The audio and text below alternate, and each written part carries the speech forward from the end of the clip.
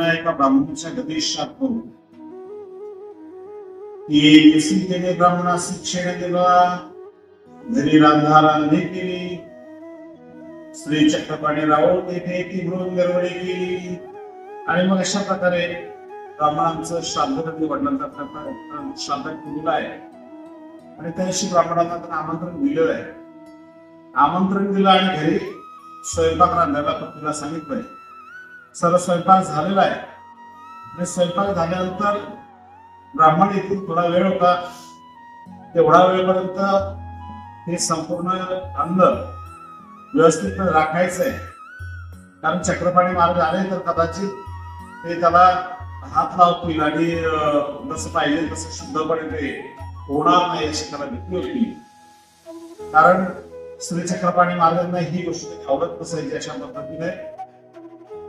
तसं आपल्याकडे मानव पद्धतीची जी मंडळी आहे ती श्राद्ध करत नाहीत, पितरही आपल्याकडे घालण्याची पद्धती नाही. मेल्यानंतर पितर त्या जीवाचं पित्र वगैरे घालणं हा प्रकार सुद्धा आपल्या संप्रदायामध्ये नाही, आपल्या तत्वज्ञानामध्ये दिसत नाही. कारण जोपर्यंत तो जीव असतो त्यानं अगदी निष्पाप भावनेनं आणि एकनिष्ठपणे परमेश्वराची भक्ती केलेली असते. आणि नंतर मात्र त्याच्या निमित्तानं देवतेसाठी आपण पूजा करतो. पित्र घालणं त्या देवतेचा विधी. त्यानं आयुष्यभर अगदी एकनिष्ठपणे परमेश्वराची भक्ती केली आहे. मृत्यूनंतर मात्र तुम्ही त्याला तिकडे ढकलतायत, ही पद्धती चुकीची आहे. आणि म्हणून आपल्याकडे पित्र सुद्धा घालण्याची पद्धती नाही. आता आपल्याकडे काही काही ठिकाणी होतं ते भाग वेगळा, परंतु तो चुकीचा आहे, तो व्हायला नाही पाहिजे. आणि म्हणून इथे सुद्धा श्राद्धाच्या दिवशी भगवंताला असं वाटतं की श्राद्ध व्हायला नाही पाहिजे.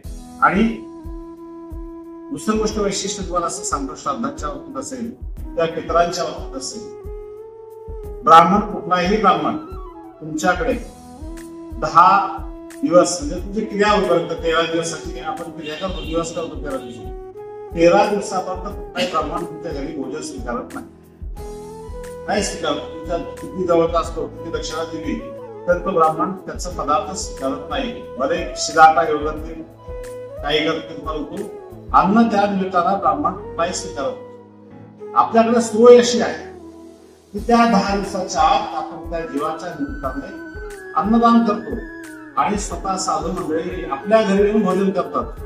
यापेक्षा असायला पाहिजे. ही तर कुठल्याही संप्रदायामध्ये ही पद्धती नाहीये. ती आपल्या संप्रदायामध्ये अतिशय चांगली पद्धती. 10 दिवसापर्यंत अनेक साधू मंडळी संत मंडळी येऊन आपल्या घरी पाहिजे तसं भोजन करू शकतात, करतात. त्या जीवाच्या निमित्ताने करतात. त्या 10 दिवसाच्या केलेलं त्या जीवाला पण 10 दिवसाच्या जे करायला ते त्या जीवाला पण 10 दिवसाच्या नंतर तू काही केलं कितीही केलं तर ते त्या जीवासाठी काही नाही, ते तुमच्या मोठेपणासाठी देवतेला समोर तुम्हाला भाव आहे. तेव्हा तुम्हाला त्यातून काही प्राप्त होत नाही आणि काही लाभही होत नाही. आणि मग 10 दिवसात ज्याही तुम्ही क्रिया कराल त्या जीवासाठी त्या तुमच्या स्वेच्छेनं आहे, तुमच्या भावनेनं आहे आणि देवतेच्या भावनेनं आहे. म्हणून पितराची असेल किंवा श्राद्धाचा प्रकार असेल आपल्यामध्ये केला जात नाही. आणि म्हणून हा ब्राह्मण सुद्धा अशा प्रकारे स्वयंपाक वगैरे त्यांनी केलेला आहे. आणि आपल्या पत्नीला सांगितलं त्यांनी की आता मी स्नान वगैरे करून येतो, तोपर्यंत तू रात कुठे जाऊ नको. आणि राहुल जर आले, चक्रपाणी महाराज आले तर त्यांना याला स्पर्श करून देऊ नकोस.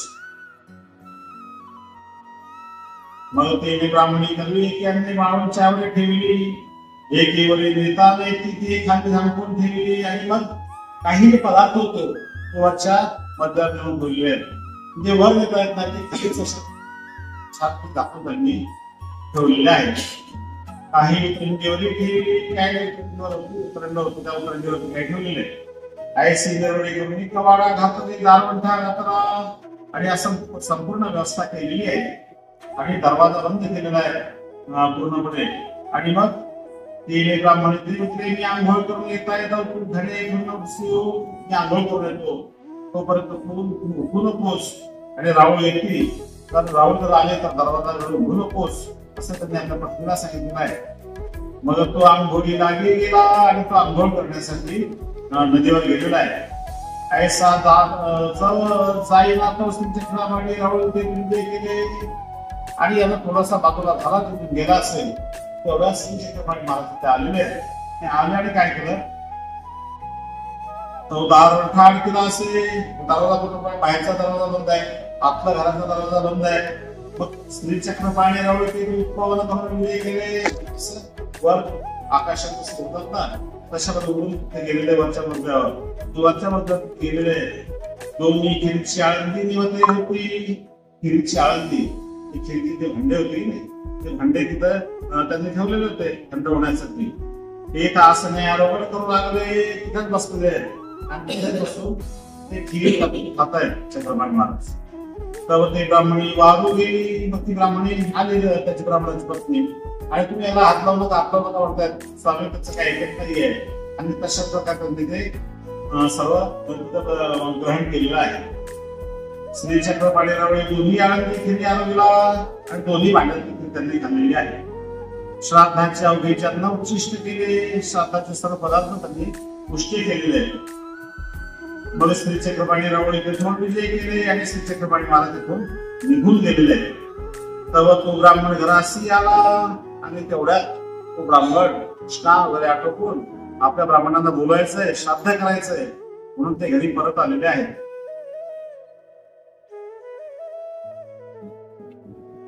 तेव्हा तैसे देखील त्यांनी कसं बघितलं अन्न पदार्थ जे आहे ते उष्टे झालेले आहे. मग म्हणू लागला रावळा, तू देव पितर कैसा करावा. रावळ असताना पित्र वगैरे हे करणं आपल्याला शक्य नाही असं म्हणताय. वर्षात साचा पितर दिवस निर्माण गेला. वर्षभरात तो एकच दिवस पित्राचा असतो नाही, पित्राचा दिवस सुद्धा वाया गेलेला आहे आपला.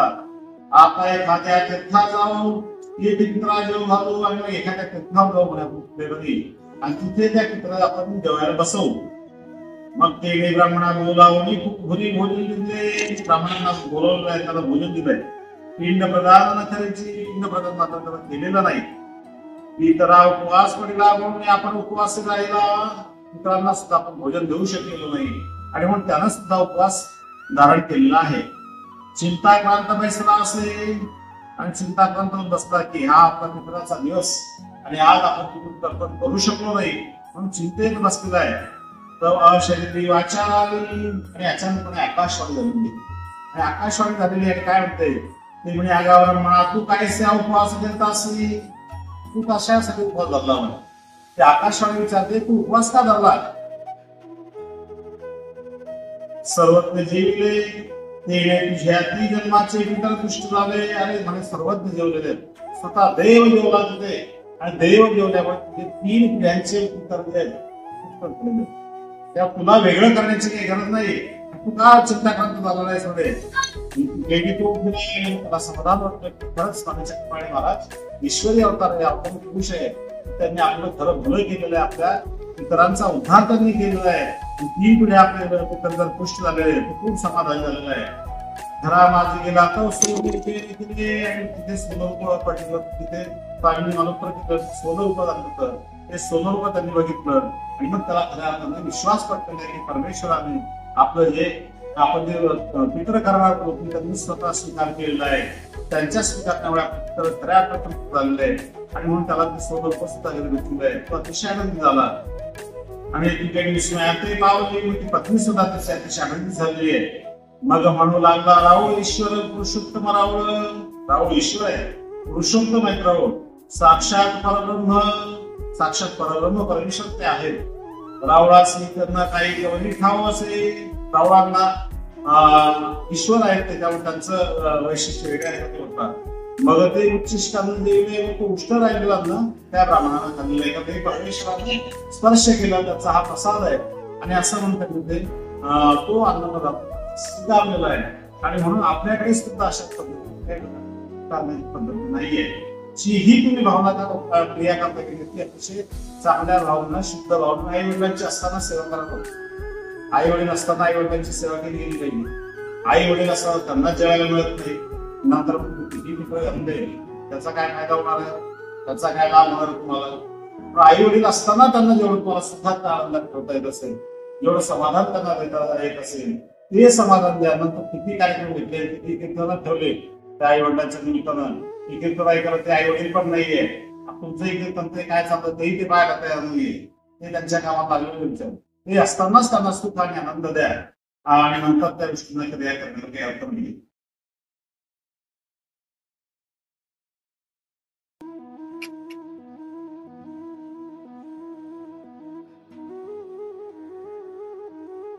सर्वज्ञ म्हटले केवढा एका व्यवहाराचा घरी चांपेला दोन्ही घागरी भरल्या होत्या.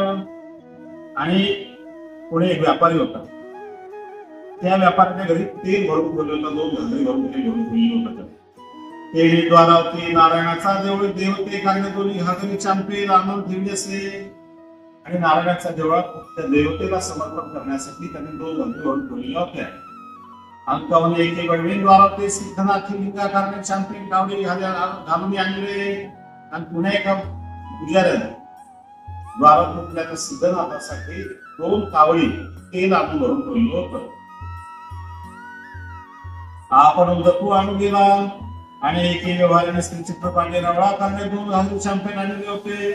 आणि एका व्यापाऱ्याने श्रीचक्रपाणी मार्गासाठी सुद्धा 2 घागरी तेल आणून ठेवलेलं होतं. ते केशवाचा देवळी ठेवले होते. ते केशवाच्या मंदिरात ठेवलेलं होतं. ऐसा समय श्रीचक्रपाणी रावळी सिद्धनाथी केले. आणि थोड्या वेळाने श्रीचक्रपाणी महाराज त्या सिद्धनाथाच्या मंदिरामध्ये गेलेले आहे. या 2 घागरी चांपेल पाटावर उचलल्या. त्या 2 घागरी ज्या होत्या त्या त्यांनी त्या महादेवाच्या पिंड होती त्याच्या शेजारी रिचवलेल्या.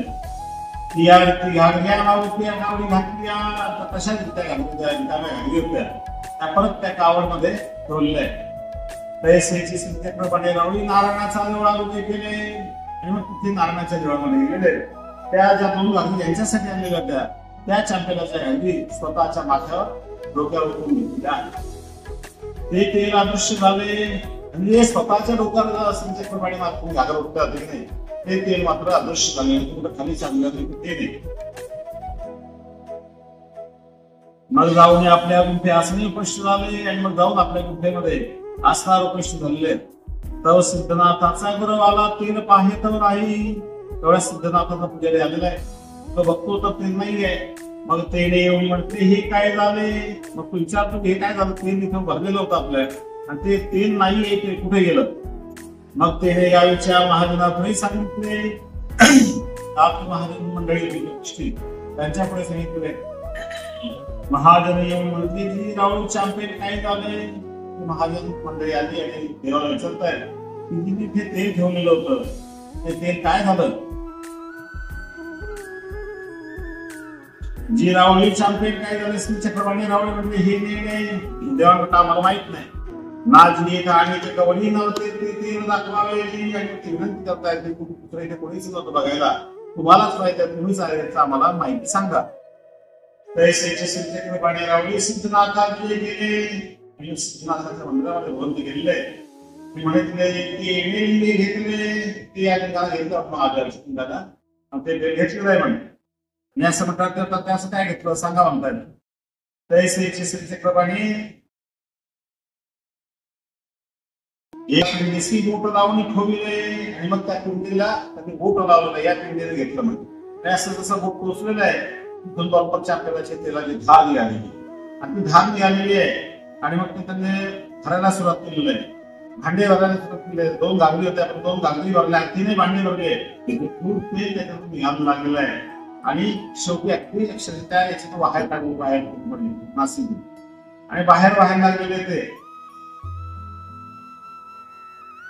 पैसेचे श्रीचक्रपाणी रावळी नारायणाशी गेले. आणि स्वामी त्या दरवाजाच्या बाहेर ते वाहत चाललेला आहे. तेवढा श्रीचक्रपाणी रावळ नारायणाच्या मंदिरामध्ये गेले. इथं नारायणाचे आणि केशवाचे गुंफे आले. गुंफा बसले रावळी एक चांपेल होते ते काय झाले. तर नारायणाचे आणि केशवाचे पुजारी तिथे आलेले. आणि ते पुजारी परत विचारताय इथे तेल ठेवलेलं होतं ते काय झालं. श्रीचक्रपाणी रावळी म्हटले ते घेतले ते आम्ही आमच्या अंगावर घेतलं त्यांनी सांगितलेलं आहे. ते म्हटले रावळी असे काय केले असं कसं काय केलं तुम्ही. ते वेळी श्रीचक्रपाणी रावळी आपले गुंफेवर श्रीचक्रचे बोट ठेवले. स्वतःच्या बेंबीवर बोट ठेवलेलं आहे भगवंताने. बोट ठेवलं चांपेल ते निघायला लागले. ते बेंबी ते निघायला लागले. तेने मागूया घागऱ्या भरल्या. आता 2 घागरी भरून घेतल्या. सांडलेले त्यांनी घागरी मडकी भरली. आता मडकी सुद्धा भरायला लागले. बाटल्या भरल्या मडकी भरले सर्व भरायला लागलेले. मग ते तेल देवळाची महाद्वारे चालले. त्या देवळातून तेल वाहत वाहत वाहत बाहेर निघालेलं आहे. त्या मंदिरातलं तेल आणि या मंदिरातलं दोन्ही तेलांची इतकं तेल लोक धुवून जायला लागले. लोक भरतायत. सर्व लोकांना भरायला सुरुवात केली. ज्याला जसं सापडे डबडा भेटेल डबड्यामध्ये घागरी भेटेल घागर बातमी भेटली बातमी असं लोक भरायला लागले आणि घेऊन जातात. संपूर्ण गावानं ते सर्व ते उचललेलं आहे, भरलेलं आहे, परंतु तरी सुद्धा ते अजून तसं वाहतच होतं. अशा प्रकारे लोकांना आश्चर्य वाटलेलं आहे की कोणच घातली होत्या, इतकं ते कसं काय झालं, त्याचं आश्चर्य सर्वच लोकांना वाटलेलं आहे.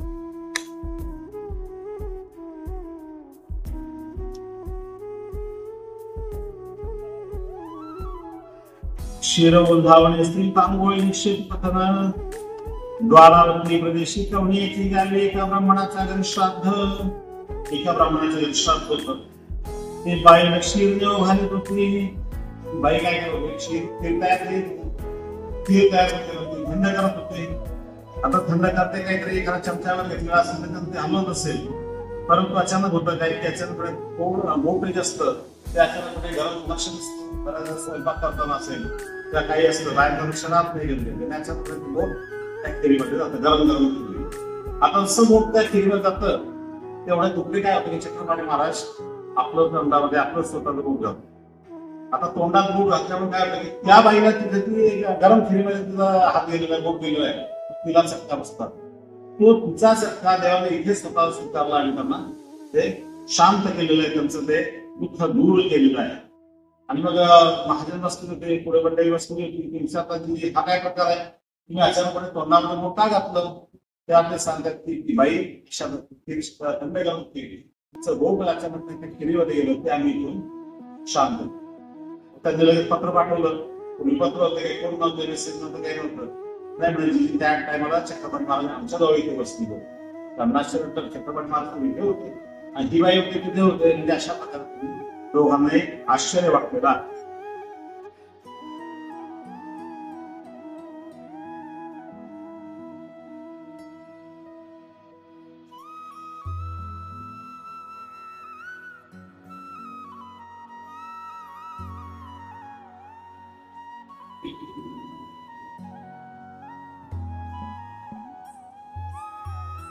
संपूर्ण त्या देव पत्नीची कशी बघितलं आणि मग त्यांनी देवाला शरण येऊन त्यांचे पती परत दिलेले आहेत. असं कथानक आपण काल ऐकलं.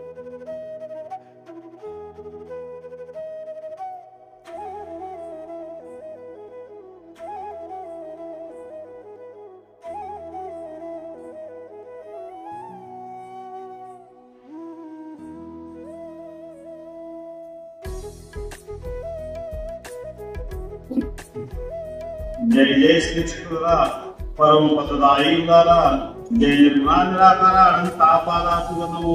कवी प्रभूता त्या भगवंताला नमस्कार करतोय, वंदन करतोय की हे चित्रा महाराजा तुम्ही परम पददायी, जे परब्रह्म परमेश्वराचं पद देण्यासाठी समर्थ आहात, त्यासाठी या जगाच्या भूतलावर तुम्ही अवतरलेले आहात. जय निर्गुणा निराकारा, आपण कशात निर्गुण आहात, निराकार आहात, परंतु या जीवांच्यासाठी जीवाच्या उद्धारासाठी आपण सगुण आणि साकार झालेल्या अशा भगवंता आपणास नमस्कार असो. तुझी सत्ता बळे नदी पवन हाले चाले, इंद्र यम वरुण वेळे करते काळ क्रमणा, आणि तुझ्या सत्तेनच या आकाशामध्ये वाऱ्याची हालचाल होत असते. इंद्र असेल, यम असेल, वरुण असेल, ते केवळ तुझ्यामुळेच या सत्तेनच तुझ्या आज्ञेने कालक्रमणा करत आहे. तुझं ज्ञान बुद्धीचा दाता, तुझ विश्वाचा चाळता, तुझ सकाळचा नेता, तुझ पुष्टा जगासली, तू ज्ञान बुद्धीचा दाता आहेस. ज्ञान सुद्धा तुमचा अक्षरदाता, जीव भूतदाता, ईश्वर असं म्हटलेलं आहे. बोध सुद्धा तुम्ही परमेश्वरा, आणि या विश्वाचं सर्व हलत चालन, या विश्वाला चालवायचं काम तुमच्याकडेच आहे. तूच सकाळचा नियंता, सर्वांवर नियंत्रण तुझंच आहे. तूच पुष्टा जगासी, या संपूर्ण जगाचं पोषण सुद्धा तुम्हीच करता, तुम्ही सर्वांना सांभाळता असं म्हटलेलं आहे. काय झालं की भगवंताने सांगितलं की सर्वांचं उदरभरण मीच करतो, माझ्याकडून सर्वांचं हे होतं, मी सर्वांना सांभाळतो आणि सर्वांच्या उदरभरणाची काळजी मी घेते. असं म्हटल्यावर रुक्मिणी माता म्हणते खरंच असं करता का तुम्ही, खरंच असं काही असतं का? नाही म्हणजे सर्वांची काळजी घेतो, तू काही चिंता करू नका, सर्वांची काळजी घेतो, सर्व जीवांची काळजी घ्यायचं. योगक्षेम वाहन, सर्वांचं भोजन प्रत्येकाला पोहोचलं पाहिजे याची काळजी म्हणण्यास मी काय म्हटलं काय मग उर्दुनी मातेनं काय केलं की एक छोटीशी डबी होती, त्या डबीमध्ये मुलगी धरून ठेवली आणि ती डबी आपल्या जुड्यामध्ये ठेवली. कोणी जुडा बांधायचा बाहेर जुडा बांधायचा काय जुड्याचा प्रकार राहिला त्या जुड्यामध्ये ती डबी बरोबर ठेवली. स्त्रियांनी भगवंत जेवायला आले, जेवायला बसले तेव्हा सर्व लोक जेवले की आपल्यावर जेवले सगळे जेवायला बसले. सर्व लोकांना त्याचा आहार मिळालेला आहे. नाही म्हणे असं एक जण अजून एक जीव बाकी आहे, नाही म्हणे असं कोणता जीव बाकी नाही म्हणजे बघ म्हणे काढली डबी उडून बघितल्या त्याच्याबरोबर एक तांदळाचा राहणार. जेव्हा माता रुक्मिणी बंद करायला लागली डबी तेव्हा तिच्या कपाळाला जे अक्षत लागलं होतं ते नेमकं पडलं. तिचं लक्ष तीच त्या पिढ्याला खायला सुरुवात केली होती. अशा प्रकारे भगवंत सर्वांची काळजी घेत असतो म्हणून सर्वांचा पाळता पोषता भगवंत आहे.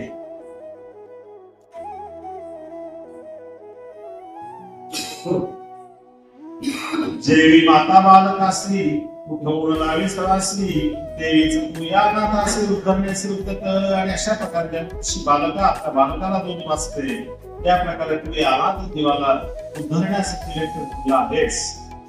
हो या बालपिढा नेहमी घालून विडा ज्ञान विडा क्षेत्रात केवळ माझी परंतु आपणच मला नजून हे कथानक आपलं स्तुती माहिती करून घेत आहात.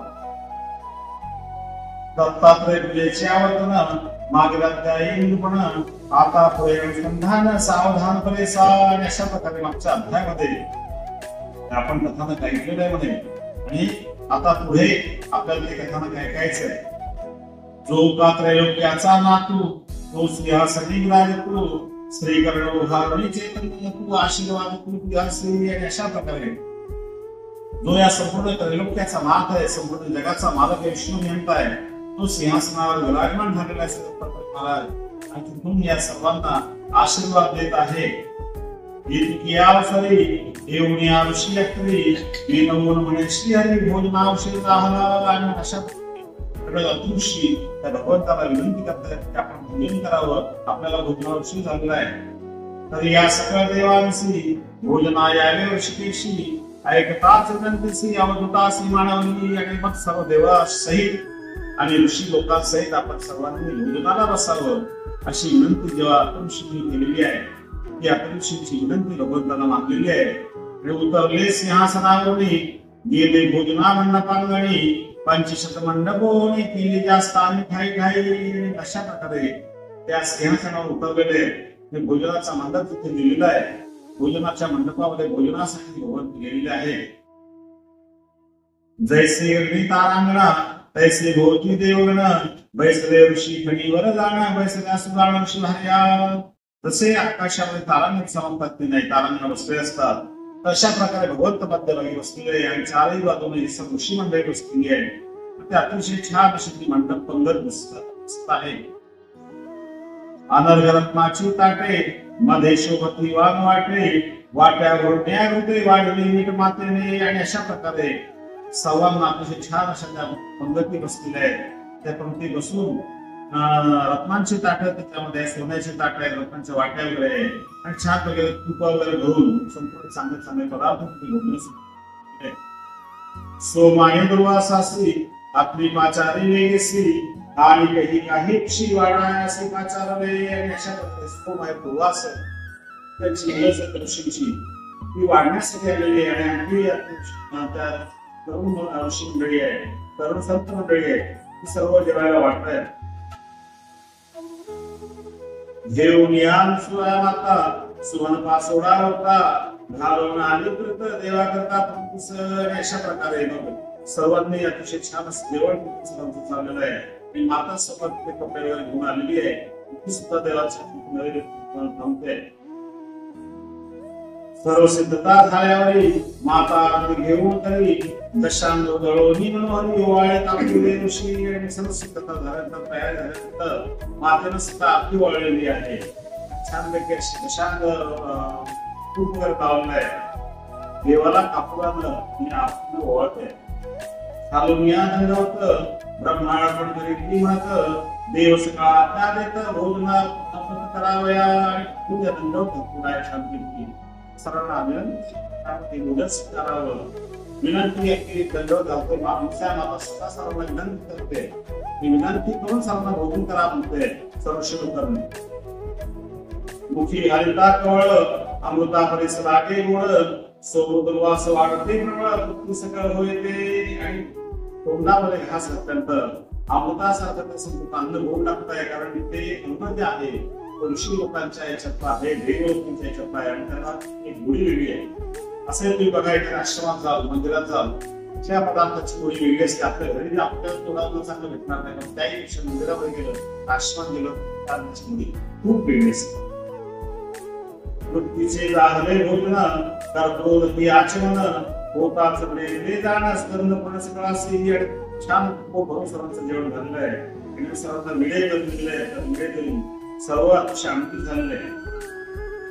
ते गेले महाद्वारी देव माथे ठेवणी चरणावर गेले सत्तरेंद्र खाया आणि देवाचा निरोप घेऊन सर्व ऋषी लोक आणि ते ब्रह्मा विष्णू महादेव सुद्धा देवाच्या आज्ञा घेऊन निघालेले आपल्या ते गेल्यावरी खायासी देववृत्ती अत्रियसी सोपदवास आदि संस्कृती करा भोजनास तुम्ही आता तुम्ही भोजन करा असं म्हणून त्यांना सांगितलेलं आहे. आणि मग दुर्वास सोप आणि अत्रि अप्सरा ही सर्व मंडळी भोजन करते आहे. मंचकी देव प्रश्न झाले सोबत दुर्वासा पाचारले पुढे संभाषण झाले अबोलते बोलते कसा आणि मग अशा प्रकारे त्यांची भेट झाली आणि सर्व भेट झाल्यानंतर अतिशय छान त्यांचा संभाषण सर्व परिवाराचं पूर्ण चाललेलं आहे. आणि परिवाराचं संभाषण चाललेलं असताना अचानकपणे दुर्वास ऋषी असं सांगितलं. इथे थोडीशी कथा वेगळी आलेली आहे. चरित्रामध्ये एक कथा आलेली आहे देव ऋषी. इथे वेगळी ऋषी कथा आलेली इथे वेगळ्या कथा झालेला आहे. पण दोन्ही देवांचं तुम्हाला एक साधारणपणे समावेश सांगतो. ते असं म्हणलेलं की श्री दत्तात्रय महाराजांना भेटायला ते आले होते. आधी दत्तात्रय महाराजांना निमंत्रित केलं आणि दत्तात्रय महाराजांना होता आले भेटले त्यांना असा उल्लेख आहे. परंतु चरित्रामध्ये ते उल्लेख आलेला आहे चरित्राचा त्या देवलाच्या चरित्राचा की हा विषय श्रेष्ठ ऋषी होता. देवल ऋषी श्रेष्ठ ऋषी होता. त्याची तपश्चर्या साखळी होती आणि प्रखर तपश्चर्या ते माहुरला करत असलेले होते.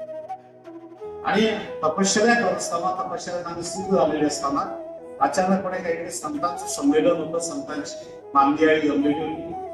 त्या संतांच्या मांदियाळीमध्ये संतांच्या संमेलनामध्ये देव ऋषी सुद्धा स्वतः तिथे गेलेले आहे.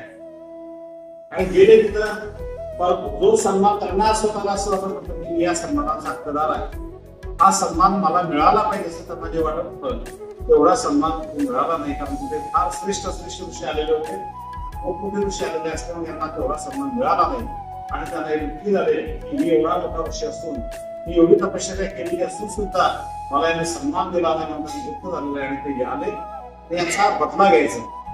आपण या सर्वांपेक्षा श्रेष्ठ काही व्हायचं.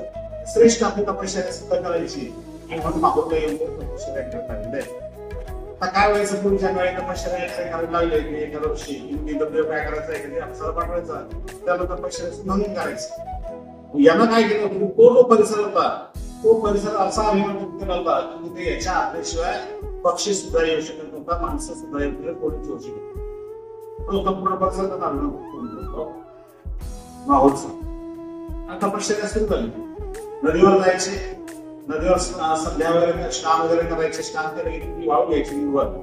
ती मूळभर वाळू घेतली की आपण आता ते पाठीमागच्या महादेवाची पिंड आहे असं खोल याच्यामध्ये माहोल तिथे यायचे. त्या महादेवाची पिंड वाळू समर्पित करायची. ते मंत्र साधना बसायची. ती मंत्र साधत आली मग वरच्यावर यायची. आणि कृष्णावर म्हणजे झाड होतं ते त्यांचं नेहमी असं नसायचं. ते दररोजची त्यांची साधना सुरू झाली. त्या साधनेमुळे झालं काय की ती जी पिंड होती ती आपोआप वाढायला लागली. यांच्या साधनेमध्ये पिंड वाढायला लागली. टाकायचे तशी तशी ती पिंड वाढते वाढते एवढी अगदी आकाशाला उडली. यांची जी तपश्चर्या होती ती चांगल्या भावनेनं होती. भावना यांची शुद्ध नव्हती. लोकांचा बदला घ्यायचा, लोकांना त्रास द्यायचा या भावनेनं ती निर्माण झालेली होती. त्यामुळे त्याच्यामध्ये एक स्फोटकता निर्माण झाली. त्यामध्ये असं एक रसायन भरलेलं होतं की जर ती पिंड फुटली तर कदाचित या सृष्टीचा नाश होईल. आता करायचं काय सर्वांना चिंता पडली की या पिंडीचा जर उद्रेक झाला आणि जर ते पृथ्वी तर या सृष्टीचा नाश होऊ शकतो. काय करावं तर चिंतित पडलेलं आहे. परत तुम्हाला जाता येईना. यांचे अभिमान करून गेले होतं. देवी देवता सुद्धा जाऊ शकत नव्हते, ऋषी मंडळी जाऊ शकत नव्हते, माणसं जाऊ शकत नव्हते, कोणी जाऊ शकत नव्हतं. करायचं काय? सर्व देवी देवतांना आश्चर्य वाटलं, चिंता पडलेली आहे आणि सर्व देवी देवतांनी ठरवलं की मार्ग आपण शोधला पाहिजे. काय मार्ग शोधायचा? सर्व जणांनी दत्तात्रय मार्गाने जावं. ते दत्तात्रय मार्गाला विनंती करून यातून मार्ग दत्तात्रय मार्गच काढू शकतात. म्हणून सर्व मंडळी, ऋषी लोक असतील, देवता मंडळी असतील, सर्व देवता आणि ऋषी मंडळी मिळून त्या देव ऋषीला या संकटातून, त्या देवालाच्या संकटातून निघण्यासाठी दत्तात्रय शरण गेलो. आले सर्व बसले दत्तात्रय शरण आले सर्व आणि देवाला सांगितलं, देवा असं मोठं संकष्ट या भूतलावर निर्माण झालेलं आहे आणि पिंडभूती दर्शनाची संपूर्ण सृष्टीचा नाश आणि तिथे आमचं कोणाचाही जाण्याची शक्ती नाही आणि तिथे जाऊ शकत नाही. तर तुम्हीच या संकटातून आम्हाला सोडवू शकता. सर्वांनी केल्यानंतर दत्तात्रय महाराज ठीक आहे, काही चिंता करू नका, मी याचं निवारण नक्की करतो. आणि हे निवारण करतो असं सांगितलं. आनंदानं सर्व देवी देवता आणि ऋषी मंडळी आपण गेलेले आहे. नंतरच्या काळामध्ये भगवंत निघालेले आहे. सकाळची वेळ होती. सकाळची वेळ ऋषी गेलेले होते नदीवर स्नानासाठी. दत्तात्रय महाराज जसे आले ना, तुम्हाला ज्यांनी माऊत केलेले असं बाजूच्या मुख्य स्थानाच्या बाजूला असे कृष्णावरच्या झाडाचं उठले काय ते माऊचं गावचं आश्रम बसले असतं. त्या बाजूला असं छोटंसं मंदिर आहे. ते कृष्णावरचं झाड होतं, म्हणजे काळ्या आवळ्याचं झाड होतं. त्या काळ्या आवळ्याच्या झाडाखाली त्याचं असं कुठं नीट बसायचं. दत्तात्रय महाराज आले सरळ त्या असतात जाऊन बसले. तेवढा ऋषी इकडून आलेला आहे. ऋषी तिकडून गुरु त्याला दिसलं, नदीवर तो आलेला आहे स्नान करून. त्याला दिसलं की आपल्या जागेवर, आपल्या आसनावर मनुष्य येऊन बसलाय. त्याला जाणवलं की हा मनुष्य इथे येऊन बसला, हा साधारण मनुष्य असणार नाही. आपण हा संपूर्ण परिसराला विनंती केलाय. इथे आलाय हा मनुष्य मोठा असला पाहिजे, श्रेष्ठ पुरुष असला पाहिजे. पण माणसं संतापली, माणसांना संतापावर काही लक्षात राहत आणि मग ठीक आहे आपण गेला तर शांती असतात आपल्याला पूजा करायची नव्हती. आधी आपण आपला विधी करून तपश्चर्या करून घेऊ आणि नंतर त्याच्या जाऊन त्याला शाप देऊ, मग त्याला बसतो. असा म्हणतो ऋषी निघालाय त्या पिंडीकडे गेला. पिंडीवरती वाळू त्याला वाहिली आहे. तपश्चर्या करायला सुरुवात केली. त्याचा मंत्रोच्चार सुरू केली. तेवढ्याच महाराज पलीकडून आले. पलीकडून आजही ते बाहेरच्या बाजूला एक स्थान आहे, पिंडीच्या वरच्या बाजूला स्थान आहे. तिथे उभे दत्तात्रय महाराज त्या पिंडीवर हात ठेवलेला आहे. उंच अशी आकाशाला भिडलेली पिंड आहे. इथं उंच भगवंतांनी त्या पिंडीवर हात ठेवतोय. जसा हात ठेवला तशी सर वेगामध्ये ती पिंड जमिनीत जायला. जशी वेगानं जमीन ती पिंड जायला लागली बघ मात्र देवऋषी चकित झाली नाही की हा काय प्रकार आहे. एवढी मोठी आपण पिंड निर्माण केलेली आणि हा एक कोणतरी महापुरुष आलेला आहे आणि फक्त एका वेगात जमिनीत जायला लागलेली आहे. हा जो वंश आलेला आहे तो साधारण नाही, कोणतरी अवतारी पुरुष कोणतरी श्रेष्ठ पुरुष असता पाहिजे. आणि म्हणून त्यांनी पटकन उठलेले दत्तात्रय पाय देवा म्हणे थोडीशी तू म्हणून राहू. की आजही साधारणपणे 2.5 फुटाच्या 3.5 फुटाच्या आसपास घेतले की वर जमिनीवर आहे. आणि मग पाय पकडले त्यांचे जेव्हा एक म्हणून बोलली. मग त्यांनी आदराने नाही काय बसवलं. जे आज निद्रास्थान आहे तिथे बसवलं, तिथे आदर सत्कार केला. आणि मग त्यांच्या लक्षात हे दत्तात्रय महाराज आहेत. मग खूप आदर सत्कार, त्यांना आदर सत्कार झालेला आहे. सर्व भोजन दिलं बसायला टाकलेलं आहे आणि विनंती केली देवा ठीक आहे देव प्रसन्न झाल्याने काय मागायचं की माग काय पाहिजे तुला. नाही म्हणजे आम्हाला बाकी काही नको. एकच मागणी तुमच्याकडे माझ्याशी आहे, चंद्रसूर्य आहे. कारण आपला अवतार जो आहे तो चिराई अवतार आहे. तो अवतार काय नाही, तो अवतार काही संपणार नाही. दत्तात्रय महाराजांचा अवतार चिराई अवतार आहे. आणि म्हणून तो जो आपला अवतार आहे तो चिराई असल्यामुळे चंद्रसूर्य असेपर्यंत आपण इथे निद्रेला यावं, निद्रेसाठी तुम्ही दररोज तिथे यावं अशी विनंती त्या देवऋषींनी करण्यात केलेली आहे. त्यांची विनंती दैवाने मान्य केलेली आहे. म्हणून आजही दत्तात्रय महाराज निद्रेसाठी माऊला जात असतात. आणि ते जे खालचा आपण जे मंदिर म्हणतो देव, त्याच्यावर देव देवेश्वर नाव बनलेलं आहे. त्या देवालाच्या विनंतीवरून चक्र आपलं दत्तात्रय महाराज तिथे आजही निधी करायचे असतात. आणि जेव्हा जेव्हा आपण जातो तेव्हा तिथे अनुभूती आपल्याला मिळत असते. निद्रेच्या वेळची अनुभूती अगदी वेगळी असते. निद्रेचा काळ संपदे होता म्हणून मागे लोक निधन घ्यायचे. ते खूप छान अनुभूती जीवनात असते.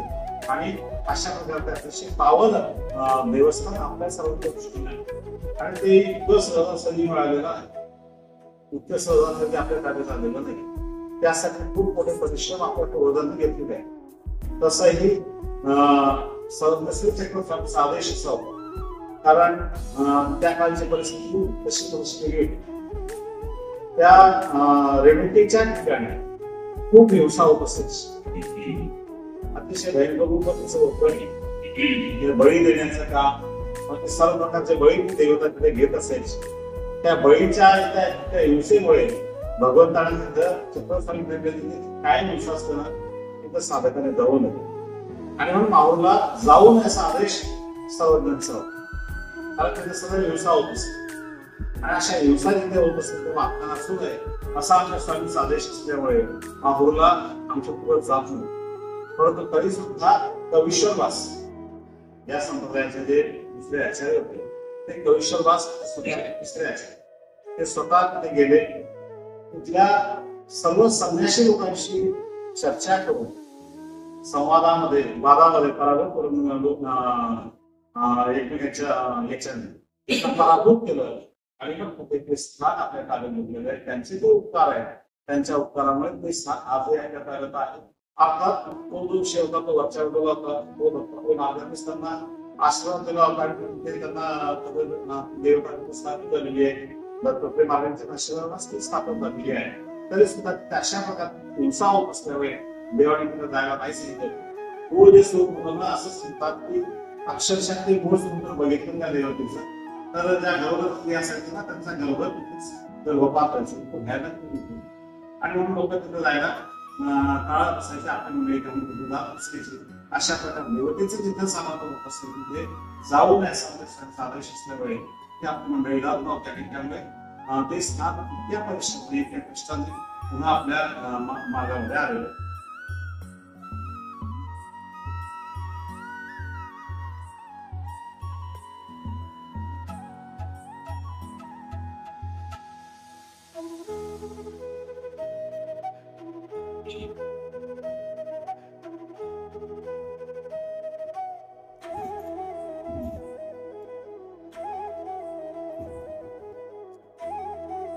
देवे केवळे एके अवसरी प्रयाण केले तुझ्या घरी तव राहो फिरता शिकाले. तेवढे देखील एका भगवंत यदुराजाच्या नगरीमध्ये एकदा गेलाय.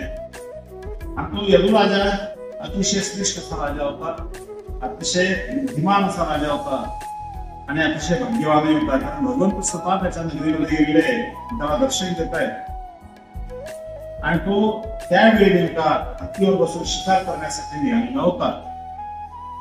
तो असा पारधी खेळत एक वृक्ष देखील चुंबित हत्ती घेऊन त्या वृक्षावर तो आला. आणि तो पारधी खेळत असताना शिकार खेळत असताना एक मोठा वृक्ष त्याने बघितलेला आहे. त्या हत्तीला घेऊन त्या झाडावर तो आलाय.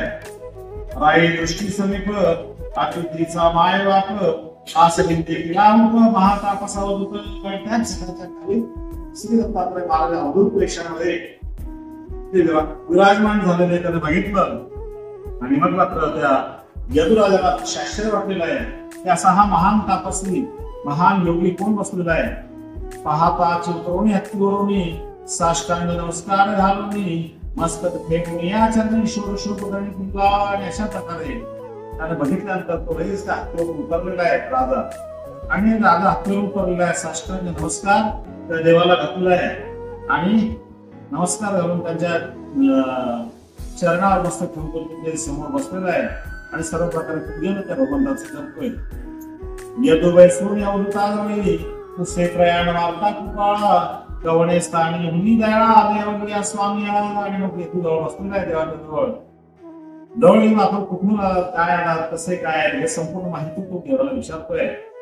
ऐसा का हा अवधूत वेश राजा आपलं तसे विशेष देवेंद्र गुरु चोवीस हे आया सिंधू आणि अशा प्रकारे आपण अवधूत वेश कशासाठी धारण केलेला आहे. आपल्याला वस्त्र नाही की काय अशी संपूर्ण तो माहिती विचारतोय. त्या भगवंत त्याला संपूर्ण तत्वज्ञान सांगताय. ऐको मी अवधूत बोला यदुराज हर्षला देवासी नवू लागला मुलराजा आनंद आणि मला खुशी त्यांचं बोलून ऐकून तो यदुराजा अतिशय आनंद झालेला आहे आणि विनंती करतो देवाला तुम्ही आमच्या वाड्यामध्ये चला आमच्या राजधानीमध्ये आपण चलावं. देवी विनंती आहे कोणी जग आणला तक्षणी चौदंतावरी आरंभली नगराला कोणी आम्ही चालले आणि अशा देवांची विनंती देवाला त्यांची विनंती ऐकल्यानंतर त्यानं रथ छानपैकी आणलेला आहे आणि त्या रथावर आरोग्य करून भगवंताला आपल्या नगरामध्ये ते घेऊन चाललेले आहे. यदुवळला तुरुंगारे गर्जनेला शांत भेदी शंख काळा मालंबली गणपुरे वाजवले आणि यदू स्वतः एका घोड्यावर बसलेला आहे समोर देवाच्या साठी आणि देवाला रथात बसवलेलं आहे आणि निशाण भेदी वाजवून अतिशय आनंदामध्ये भगवंताला आपल्या नगरीमध्ये ते घेऊन चाललेले आहे. नगरामध्ये शृंगारले हा कविती चौक भरले या तोरणे उभारले जळशृंगारले आणि अशा प्रकारे संपूर्ण शहर शृंगारलेलं आहे. सडा समाधान केलेले आहे. विड्या तोरण उभारलेले आहे. छान त्यांनी सजवलेले शहराला. नगरीच्या नारीवळी रत्नारत्या आल्या घेऊन ठाई ठाई विधी विधानाने सर्व आलागवणी होत असे आणि नगरातल्या नारी स्त्रिया छानपैकी आरत्या घेऊन आलेल्या गंधक्षता पुष्प वृष्टी करतायत. ठिकठिकाणी देवाचं स्वागत त्या सर्व करतायत. बंदिनाचे बडीवारे राव पावला मंडपद्वारा मग नमोनी सर्वेश्वरा म्हणते बेसुरी राजवंश बोलते आणि मग बंदीजन जे गायक लोक आहेत संपूर्ण वाद्य वाजवणार आहेत ते सर्व तुमची आनंदानं भगवंताला त्या मंडपाच्या जवळ घेऊन आलेले आहे आणि स्वतः राजा सुद्धा भगवंताला त्या आसनावर विराजमान करण्यासाठी घेऊन मंडपामध्ये सिंहासनी माणिकर्ण पाटवासवनी तेथे प्रार्थनी अर्धाने हिंदुरायाने बसले आणि मंडपामध्ये सिंहासनावर छान असे वस्त्र टाकलेले भरदनी वस्त्र तिथे आहे. त्या भरदनी वस्त्रावर तो देवाला विनंती करतोय आणि देवाला बसवलेला आहे. यती पूजेची आहे ती नाना फळाची जाती वसंत फुलाची आरती इच्छावासिका पुढं त्या यतीच्या साधूंच्या पूजेची सर्व तयारी केलेली आहे. अनेक प्रकारची फळ त्यांनी आणलेली आहे आणि फुलं सुद्धा आणलेली आहेत आणि कापूर वगैरे सर्व त्यांनी तिथे केलेली आहे. आणि त्या वस्त्राची राशी घडियावरी घडी विशेषी नाना स्कंद समरसी करून उपन्यासी आणले आणि अनंत अनेक वस्त्रांच्या राशी त्यांनी आणलेल्या आहेत. मोठमोठ्या घड्या त्यांनी ठेवलेल्या वस्त्रांच्या आणि अनेक प्रकारचे सुगंधी वस्त्र सुगंधी द्रव्य वितरण तिथे आणलेलं आहे. तेने आंघोळी सारणी सिंहासने आरूढवणी माती रंग पोपळा सोनी कडकडा भूमीला आणि छानपैकी आंघोळ त्याला बोलताना घातली आहे. त्या आंघोळ घालून सिंहासनावर बसवलेलं आहे.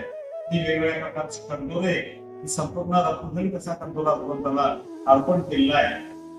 हाळी केशराचा टिळा उदभून रेणूने देखिला सर्वांगी चंदन चंदिला रत्नकंठीला शोभत आणि भाळावर कपाळावर केशराचा टिळा समर्पित केलेला आहे आणि चंदन संपूर्ण अंगाला त्यांनी लावलेलं आहे. गळ्यामध्ये रत्नाचा कंठा अर्पण केलेला आहे. मुकुटी सुवर्ण कलापे जटा बांधित राव साठवले पुष्पाच्या माळांक शोभतून कोपड आणि भगवंताच्या मुकुटाला सुवर्ण कलाप लावलेले आहेत. जटा त्याच्या स्वतः भगवंत यदुराजा बांधतोय आणि पुष्पांच्या अनेक फुलांच्या माळा सुद्धा त्यांना अर्पण करतोय. यापरी तुझ्या सारणी गुला प्रयोगशवणी रणप्रियाच्या नाददाडणी ही त्रिभुवनी आनंद आणि अशा प्रकारे तुझ्या छानपणे अर्पण करून त्यातही नम्रता आहे. अशा नम्रतेनं तो त्या भगवंताला ही संपूर्ण पूजा समर्पित करतो.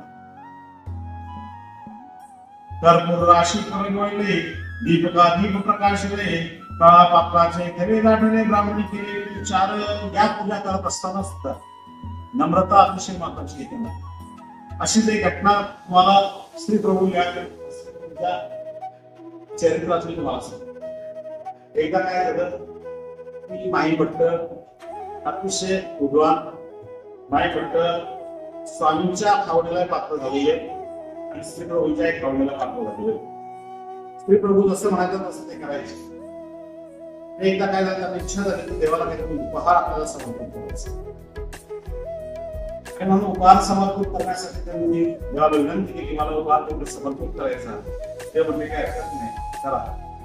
आणि म्हणून मग आबाईसाहेबांनी सांगितले छान असा उपहार तयार करा, तुम्हाला जेवढे चांगले पदार्थ करतात तेवढे करा.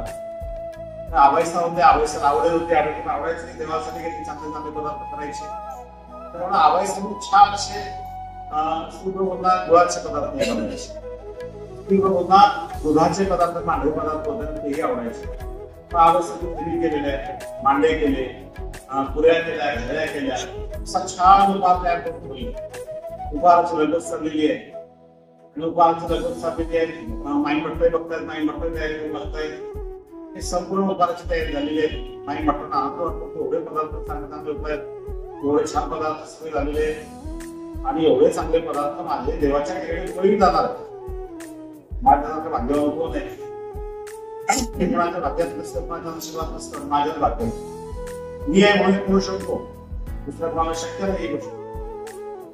आणि मनामध्ये अहंकार आला की मी म्हणून देवाला अर्पण करू शकतो, देव माझा स्वीकारणार, देवाच्या ठिकाणी माझा काहीतरी प्रवेश होणार आहे. मनामध्ये अहंकार आला. ठीक आहे, दुपारची वेळ झाली, देव नेहमी घेऊन दुपारच्या वेळेत असायची. दुपार झाली, संध्याकाळ झाली, देव यायला संध्याकाळला दिवे लागण्याची वेळ झाली तरी देव यायला लागले. समोर स्वयंपाक करून ठेवली, तयारी झालेली सगळी. नागदेव विचारत नाही म्हटलं नाही म्हणतो ते मनामध्ये परंतु काय आले होते नाही म्हणत, तसं तर काही फार असं नाही. पण मनामध्ये मी असा विचार केला की एवढे चांगले पदार्थ फक्त मी देवाला अर्पण करू शकतो, मलाच एक देवाच्या ठिकाणी उभार करण्याचं शक्य सामर्थ्य आहे, दुसरं कोणाला शक्य नाही. असं मनामध्ये थोडंसं आलं होतं. अहो म्हणे आपण काय देवाला अर्पण करू शकतो, आपली काय क्षमता आहे, आपलं आहे काय, देवाचं आहे काय, जे काय आहे ते देवाचं आहे. आणि मग देवाला अर्पण करण्यासाठी आपण कोण करा देवाला अर्पण करणार, त्या परमेश्वराला तुमच्या पदार्थांची काय गरज आहे. परमेश्वर काम आहे आणि त्याला आपण कोण पदार्थ समर्पित करणार आहे म्हणे. म्हणून देवाच्या रागवलेले असं म्हणावं. कसं काय तुम्ही विचार केला, तुम्ही चांगले विद्वान जाणताना म्हणे स्वतः स्वामींच्या मुखीत मला बोध झालेला आहे, तुम्ही असा कसा काय विचार केला म्हणे. नाही म्हणे खरंच माझी चूक झाली, मी कुठेच लागत नाही त्या देवाच्या पुढे, म्हणून मी त्या देवाला काय समर्पित करू शकणार. हे सर्व सगळे देवाचे, देव देते आपण, देवाला जे दिलं तेच आपण काही करू शकत नाही, आपल्याकडे सामर्थ्य नाही. म्हणून खूप दुःख त्यांना झालेलं आहे. चला आचार्य चला सोबत आपण जाऊया. तिथे गेले, तिथे देवाला विनंती केली, माझी चूक झाली. माई भट्ट खूप विनंती करतात देवा आणि स्वतः आचार्य सुद्धा करतात त्यांच्यासाठी. माई भट्टासाठी दिली हा माहिती आहे आणि याला खूप कष्ट घेतलेले आहेत. देवाची खूप चांगली सेवा केलेली आहे आणि याची विनंती तुम्ही स्वीकार करा, याची विनंती स्वीकार करा. असा नागराचार्यांनी विनंती केली देवाला. माई भट्टे सुद्धा व्यक्त करतात माझी चूक झाली असं म्हणायला नाही पाहिजे, मी तुम्हाला काय अर्पण करू शकतो, परंतु माझ्या मनामध्ये हा चुकीचा भाव आला म्हणून मला क्षमा मागतो, चलावं आपण पूजन करावं अशी विनंती देवा या दोघांनी केली. त्या देवने ठीक आहे आलेले होऊन आले निघाले पालखीमध्ये. तेवढ्या बाकी बेळ लावून झालेला होता, ते बेळ लावून आलेले ते बेलवूनच त्याच्यामध्ये भगवंताला आणलेलं आहे. छानपैकी स्नान दिलं, स्नान देऊन मग पुन्हा दंडवत लागतो देवाला, देवा माझ्या पदार्थांचा स्वीकार करा. पुन्हा भगवंताला तो भाव आत्मीयतेचा भाव, श्रद्धेचा भाव, परंतु मनामध्ये मला जर तीच करू शकतो हा भगवंताला विषय स्वीकारत नाही. ती दीनता आहे, ती दीनता त्या क्रियेची असली पाहिजे, ती क्रिया असतो. असं या यदुराजा सुद्धा तीच त्याच्यामध्ये नम्रता, त्याच्यामध्ये तो राजा आहे परंतु तरी सुद्धा असं म्हणत नाही की मलाच हे घडलं किंवा माझ्याकडून हे घेऊन असं त्यालाही म्हणतो की त्या नम्रतेने त्यांना त्या आदराला, त्या प्रेमानं भगवंताला तसं पदार्थांना समर्पित केलेलं आहे आणि भगवंतांनी त्यांना बोध दिलेला आहे. भगवंतांना त्यांना ज्ञान प्राप्त झालेली आहे. तो यदुराजाला बोध झाल्यामुळे तो परमेश्वर भक्तीला लागलेला आहे, परमेश्वर तुला लागण्यासाठी झालेले आहे आणि भगवंताला उसरलेला आहे. अशा प्रकारची यदुराजाची फार अवघड केलेला आहे. सर्वज्ञ श्री चक्रधर स्वामी